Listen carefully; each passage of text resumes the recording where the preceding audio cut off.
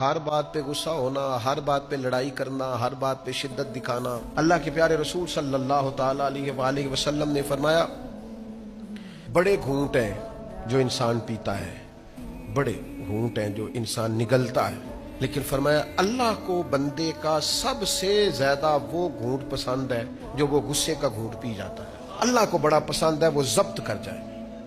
یہ سب سے افضل گھونٹ ہے کہ تجھے شدید غصہ آیا ہے لیکن تو اس کو پی جائے۔ بلا وجہ غیظ و غضب کرنا، ہر بات پہ غصہ ہونا، ہر بات پہ لڑائی کرنا، ہر بات پہ شدت دکھانا، ہر وقت الجھے رہنا، ہر وقت ناراض ہو جانا، ہر بات پہ جناب اپنے آپ سے باہر ہو جانا، یہ انداز درست نہیں ہوتا، یہ طریقہ کار غیر مناسب ہوتا ہے۔ نبی پاک صلی اللہ تعالی علیہ وسلم نے فرمایا بلا وجہ کا غیظ و غضب ایمان کو اس طرح خراب کر دیتا ہے جس طرح ایلوا شہد کو نہیں خراب کر دیتا، اس کو کڑوا نہیں کر دیتا، اس طرح بلا وجہ کا غصہ ایمان کو خراب کر دیتا ہے۔ ہر وقت کا جاہو جلال ٹھیک نہیں۔